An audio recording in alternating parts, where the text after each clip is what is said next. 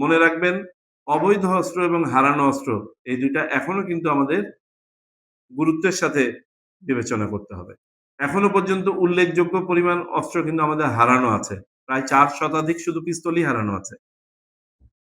So আল্লাহ না করুক কোন দুষ্ট লোক যদি এগুলোর অপব্যবহার করার কোন চিন্তাও মাথায় করে, সেটা যেন ওই চিন্তা পর্যন্তই শেষ থাকে।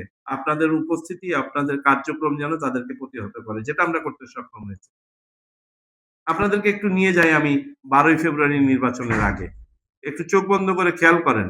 যেহেতু কমিশনের পক্ষ থেকে আমি আইন শৃঙ্খলা বিষয়টা সমন্বয় করছিলাম প্রতি মুহূর্ত প্রত্যেকটা বাহিনীর সাথে। আপনাদের খেয়াল থাকার কথা, যশোরে একটা অস্ত্রের ক্যাশে পাওয়া গেল, ফরিদপুরে একটা ক্যাশে পাওয়া গেল, কুমিল্লাতে একটা ক্যাশে পাওয়া গেল, ঢাকার 2 জায়গাতে বিশেষ করে বাড্ডায় একটা ক্যাশে পাওয়া গেল।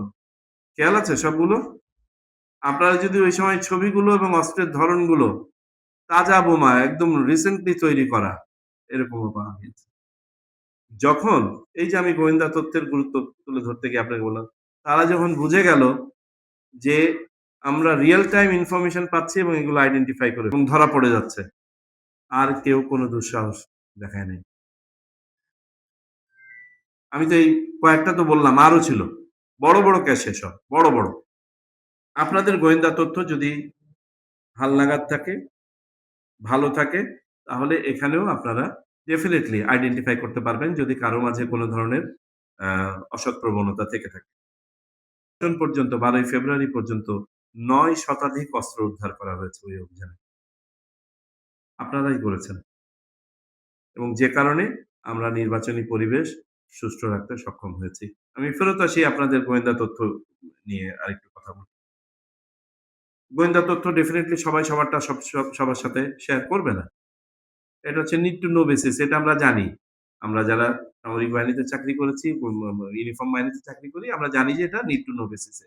কিন্তু যেগুলো প্রয়োজন লিডারশিপ পর্যায়ে আলোচনা করে সিদ্ধান্ত নেওয়া এবং গত ইলেকশনের সময় আমরা বলেছিলাম যৌথ বাহিনী অপারেশন বিশেষ জায়গায় পরিচালনা করা। সেটা যদি প্রয়োজন হয় আগামী ২-৩ দিন আপনারা করবেন। আর আরেকটা জিনিস আমরা বলেছিলাম যে ব্যাপক হারে চেক পয়েন্ট অপারেশন পরিচালনা করা। ব্যাপক হারে। মোবাইল এবং স্ট্যাটিক চেক পয়েন্ট। তাতে করে কি হবে? এই যে অস্ত্র পরিবহনের মতো কোন ধরনের বা টাকা পরিবহন করা, ভোট কেনা বা আপনার সন্ত্রাসী এক এলাকা থেকে আরেক এলাকায় আসা, বহিরাগতদের আগমন ইত্যাদি চেক পয়েন্ট অপারেশনটা আমি মনে করি একটা ভালো আ টুল এগুলোকে প্রতিহত